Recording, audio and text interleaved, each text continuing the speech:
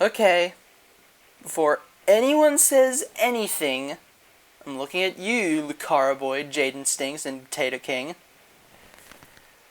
Yes, this is the fight between the hot redhead, literally, versus the goth GF. Now, before y'all start claiming that I am down bad for these two just by saying the sentence, I would like to say two things. One, Nemesis started it, blame him instead of me. And two, I had to at least make one joke about Jean being hot because she is literally possessed by a cosmic firebird of ultimate destruction. Anyway, yeah, Phoenix vs. Raven exists, and I'll be honest, I was almost dreading this episode. Just looking at it at face value, it seems like the type of matchup where there's a lot of animation potential, but then the actual episode releases and it's fairly basic, with literally nothing interesting going on. Think Strange vs. Fate, Bruce vs. Tony, and Wanda vs. Zatanna. So, is this episode any different? Or is it just the same cape shit we've seen before? Well, to talk about that, we need to start with the analysis.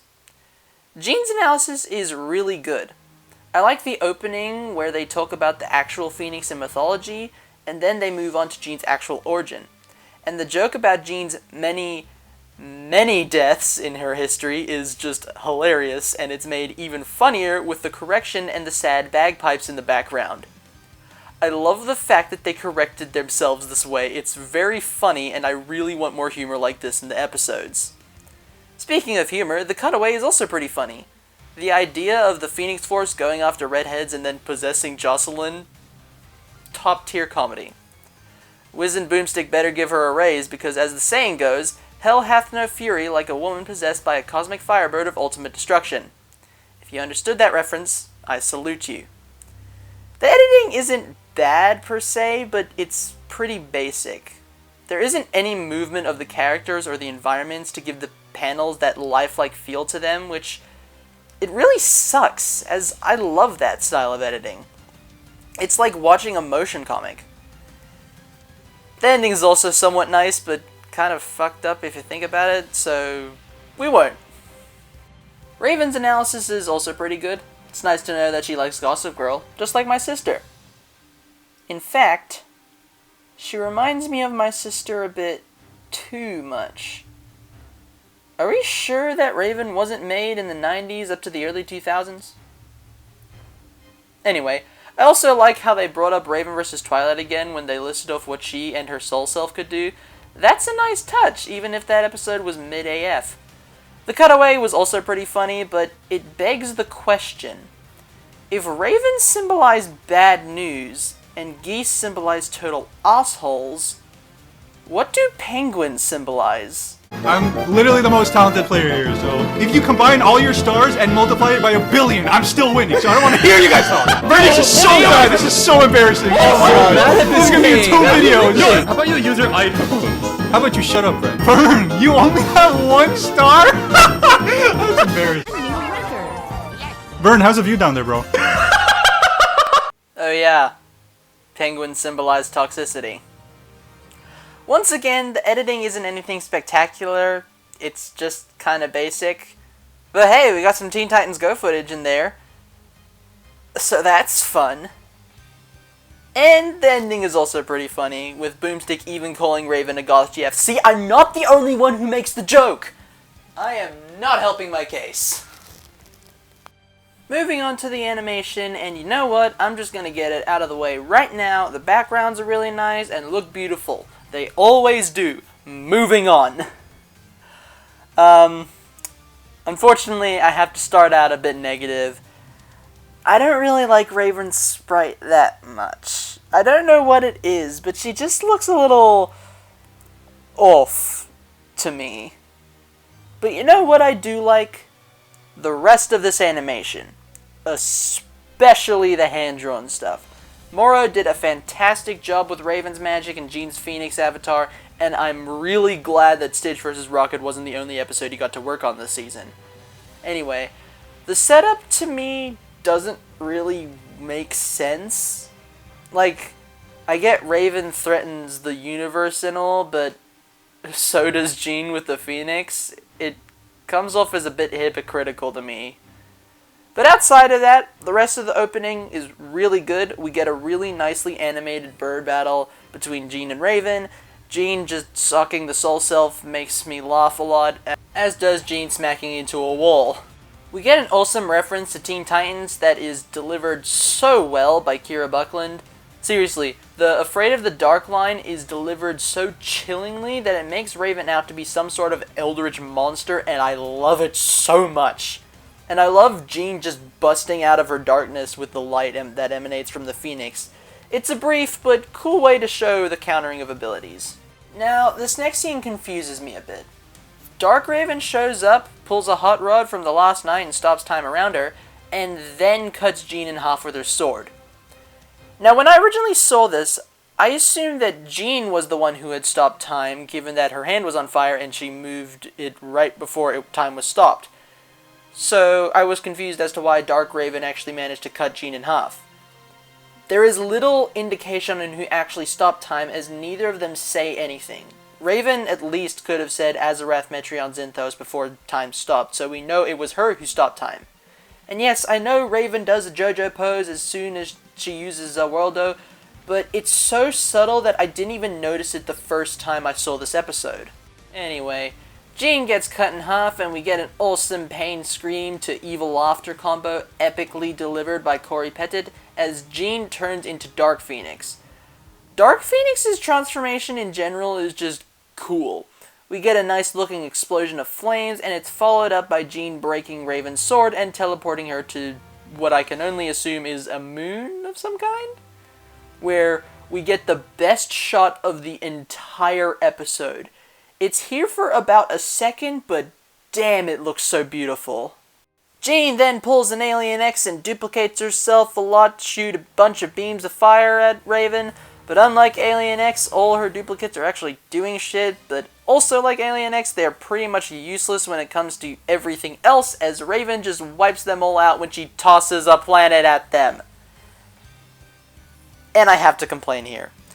Don't get me wrong, this is an awesome use of build-up as we go from a street tier fight to one on a cosmic scale. And Raven using a planet to wipe out Jean's clones is just awesome in general. In concept. In execution, however, it leaves a lot more to be desired, because the planet miraculously shrinks to the size of a small asteroid. Or big asteroid, whatever, you know what I mean. Well, don't believe me? Look at this side-on shot of Jean trying to stop the planet. Notice how you could probably fit 10 to 20 Jeans into the planet height-wise? Yeah, not even the smallest exoplanets are that small. I think.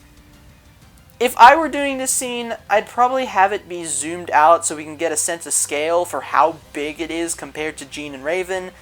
And before you say, oh, Jean probably made herself bigger, not once has it been stated that she could actually make herself bigger, only her Phoenix avatar. Also, the sound design is pretty bad here. It lacks the impact that throwing a planet would normally have. It has less impact than Super Silver breaking the moon and Sauron sitting down. Imagine that. Sauron taking a seat has more impact than Jean getting hit by a planet. How? Moving on, I really like this line from Jean when she tries to exorcise Raven's demons. It's delivered with such spite and malice, which really sells the idea that Dark Phoenix is really, really evil. Well, as evil as a persona called Dark Phoenix could be.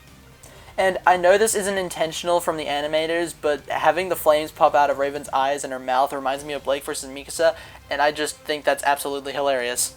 Raven's ghost then pops out of her burnt steak of a body and tries to liberate Jean from all her pain.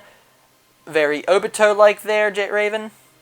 But then Raven encounters a shiny Jean Grey in the wild, and the two decide to have a battle. And I will admit, I don't like the White Hot Pure line. This is the one line I think could have been exchanged for anything else except Jean explaining what the White Hot Room is. It's just really cringe as well. but I'm immediately won back by Jean pulling a Wally and asking her friends and family to give her strength. But unlike Wally, she didn't turn into Ghost Rider, so it's immediately moot as Raven extinguishes the Phoenix's flame with a reference to the ending of Sonic 06. That's what this reminded me of, and now you all have to suffer with me knowing that. I will admit that I'm not really a big fan of Jean's final attack being a big fuck-off laser beam, but what are you gonna do? I do like Raven's Daughter of Azarath line, though. It really goes to show how her character has come full circle over the years and her realizing that her power is her own and not her father's. And the visuals here are just, beautiful. I love them a lot. Especially the Phoenix getting blown away. It looks so good.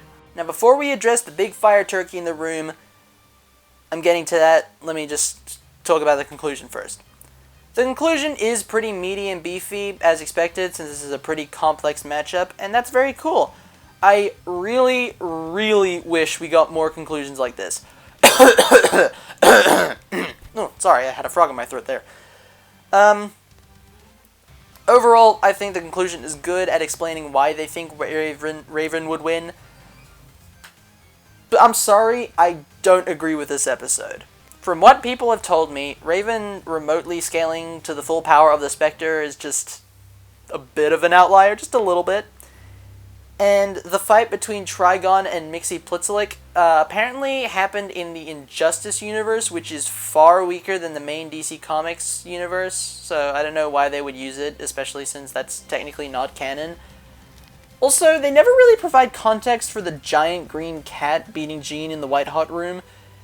If you want to know the context, the green kitty cat is apparently a counterforce to the Phoenix Force, so I really don't know why they used it as an argument for why Raven would win when the green cat is just designed to be a counter to the Phoenix Force. There is a lot more, but I'm not trying to do a full debunk on the episode, so... Another thing that kind of bugs me is the fact that the characters didn't really get to do much. Yeah, you have the basics like flying, telekinesis, shooting fire, using their respective birds, etc., etc. But oddly, there was no reality warping, which is odd since you could have done a lot with it. But overall, I freaking loved this episode. The analysis was really good, the animation was stellar, Forevermore is a great soundtrack, I love the leitmotif of the X-Men theme and the Teen Titans theme, and the title being a reference to Edgar Allan Poe's The Raven is just amazing. The voice acting was spectacular. Kira Buckland once again reprised her role as Raven and did a much better job than Twilight vs. Raven. Not saying she was bad there, but she was just better here. And Corey Pettit stole the show as Jean. Apparently, she was really excited to play the Phoenix, and I'm really glad she got to live out one of her bucket list goals. Now, if only Death Battle would contact me to see if I wanted to play Movie Sonic in an upcoming episode. That would be a dream come true. Or they could just ask me to play Grovyle for when Grovyle vs. Lucina eventually happens. Overall, this episode is a 9 out of 10 for me.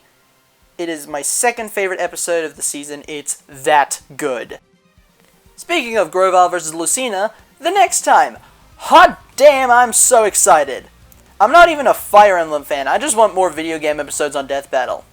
And hey, it's the coolest looking character from Three Houses, so I'm down for this.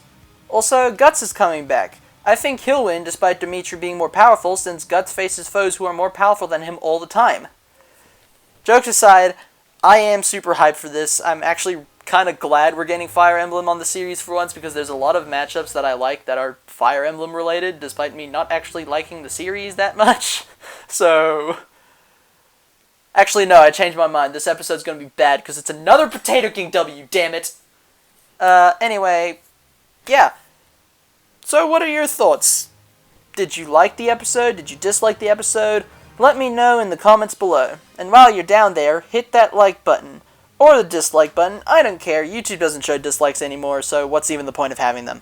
Anyway, subscribe and ring the bell so you never miss another video from me in the future. And while you're subscribing, check out the Lucariboi review and our reaction.